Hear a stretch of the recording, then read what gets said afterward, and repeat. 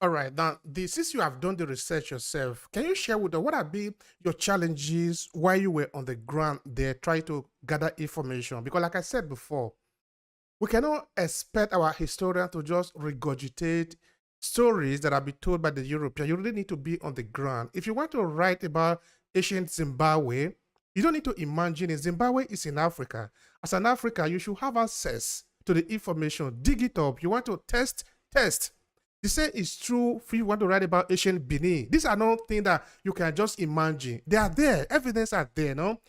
So Hmm. when we want to write about Nubian story, Egypt, we should be able to have access to those places. But like you correctly said, there are a lot of blockage that is not permitting a lot of African historians to dig into their history because this story, this intention to make sure that we don't know about our history is not an invention, it's real.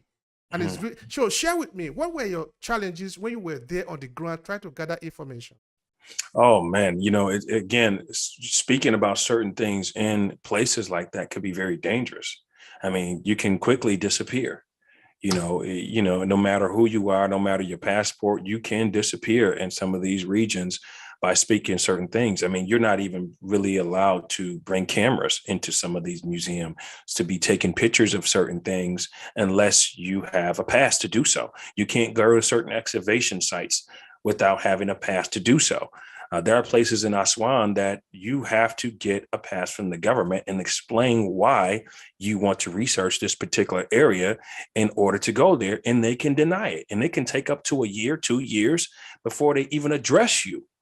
So those are blockades right there that, lack of being able to access certain things to really dig and get into the nitty gritty of what was is very difficult because the government very much controls these regions and these excavation sites that it doesn't allow every historian to just get there. And since this is the story that we will want to tell, as a person who have tested this evidence, who have been there, you have seen the blockage yourself because you wanted to tell this, you want to tell this story, but you see somehow the system is telling you no, no, no, no. They are telling you no, but sometimes you get yes, otherwise you will not be able to get anything from them. And What sometimes you would got to you use a white. Sometimes you got to use a white face to get a yes. tell us about that? I didn't get explain Sometimes that you might part have back. to. There are a number of great white allies that are out there. I mentioned some earlier that believe the same thing that you and I believe, that the origins began in Africa, that you can ally with and go out to Egypt and get some things done. You can get some things done. But if you go with a group with all Black people trying to get things done, they're going to see what you're trying to do. They're going to see a motive behind what you're trying to do, and they're going to put some blockades in your way. Now, what would you say in respect of maybe assuming somebody who is listening to you have the possibility of making it easier? Why would they give you? Why would they open those places up for more research so that we can tell more story? Hmm. Well, starting first of all, these people were Africans, and it's very important for African antiquities to get in on the study of Egypt. That being said, we all know that Professor Leakey, Mary Leakey, they came up with the theory of the out of the Africa movement, which basically has become science, right? So, in order to really, research and study science for new understanding and greater understanding than the past, we have to allow scholars from all different races to come in and to put race aside and to really diagnose what was happening in these places, and not scholars who are coming from a Eurocentric scholarship or Eurocentric perspective, because you're not going to know. Now, when you're talking about spirituality in Egypt, you're talking about the architecture. These are all shared throughout the African continent. There are many similarities between African culture and other Egyptian culture and other African civilizations. So that connection alone should allow Africans to get into the antiquity studies of ancient Africa in Egypt. Now, another thing I'm trying to understand now is that okay, this is a personal journey, like I said before, that you have undergone, no, based on what have happened to you in school, and you try to represent a story that your story, because you're part of the African heritage. You were denied for this. You were given a negative mark. So, from them, something were born in you, this desire to tell this story. Now you continue to tell the story until date. So what would you say is your satisfaction in all this work that you do? My satisfaction is seeing people put their race, what they were taught, to the side and saying, let's get to the truth. You know, it's anyone who has half a brain understands that one race or one group of people were not responsible for all the good things that have happened in this world.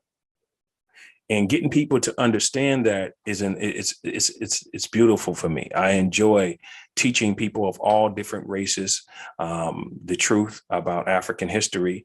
But if we're going to, it's not just African history, it's actually world history. I mean, you talked about the walls of Benin, or the Great Benin Kingdom. We can talk about all the sculptures and architecture that are now in the French Museum. But we can also talk about how this Great Benin Wall was the largest wall in the Guinness World Book of Records. That's not talked about. We always hear about the Great Chinese Wall, but we don't hear about ancient Benin, which was 10 times the size of that. So these things are relevant to world history, not just Africa. So in order to get a fullness on world history, you have to know African history as well, which has been the most diluted history that we know today. We're almost done, but I have two questions to ask you. No, actually, one is a question. The second one is just your final message. Now, your attempt to tell this story, of course, you have some blockage, like you described before, some challenges and all that, but you still continue anyway. So what is motivating you? Why are you continuing to go on, even though there are some challenges on the way? Truth motivates me.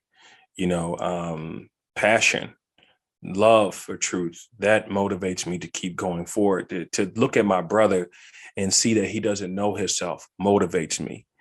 To not know the value of where you come from, you know, and a lot of it is not because they don't know. It's just due to ignorance, just not being taught it, not knowing where to find this information.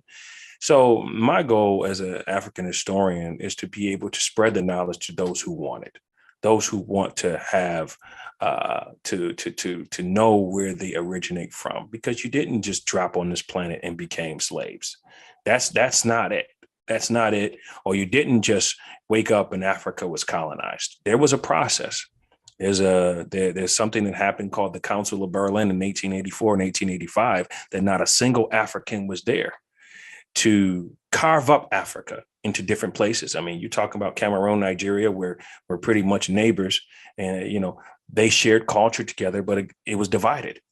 It was divided by these borders. Same thing with Egypt, Kush, Ethiopia, Eritrea, Somali, Ethiopia, these nations that have been put against each other, so to speak, through these borders were family related. They knew each other. They were neighbors. You know, so all of these different things we need to know about what happened in order for us to push forward as Africans. I believe Kwame Nkrumah, Haile Selassie, their goal was to create an African union. But I think the issue, and this was told to me by Dr. Arakani Chirimbori Kwao, shout out to her in the ADDI movement. She mentioned in one of her seminars that I attended that the problem with the African Union in the beginning was that some leaders was like, let's do this now. And some leaders was like, let's go slow. And that let's go slow mentality is what didn't allow the union to do what it was supposed to do. Even a guy like Gaddafi, who was trying to create a united African currency. Can you imagine if that would have happened, what it would have done for Africa? You know, then we wouldn't be going by these centralized banks that are in Europe today. So again, my motivation is knowing this information and being able to get it out to people, to see people enlightened, and people who know more than they didn't know after they left my seminar than before, or after they read my book than before when they read it. Thank you very much, Emmanuel. I really appreciate the time that you spend here sharing this information for us with us. I learned a lot from you, and I believe that other people that are listening to us now, they will also learn a lot from it. All right, to conclude the conversation, what would be your final message? Because people spend time to listen to you because they find it valuable. So what would be your message to them to conclude it? My message today is, in order to have the fullness of world history, you have to have African history. We cannot sit here and say that the beginning of all civilization did not start in Africa. We have those who mention theories like the Out of Africa movement that proves that Africa was the beginning of all life and all civilization. If that is the case, then in order to have world history in its fullness, we must have the fullness of African history. So my message to all those who are out there, continue to do your research. The time is now to where right now, with the click of a button, you can find out more about African history than ever before. There were times where these things were locked up in books in certain libraries, in which if you couldn't get to these libraries, you wouldn't know these things. But now the internet has opened up the way of information now. So there's becoming more and more less lack of opportunity, less excuses not to have this knowledge. So continue to read, support African artists, support African historians, support African literature, to keep those things going out there so that we all know who we truly are. So that's my message. Thank you very much, Emmanuel Kulu. It has been a pleasure on my part. I really appreciate the time. Thank you so much. You're welcome, my brother.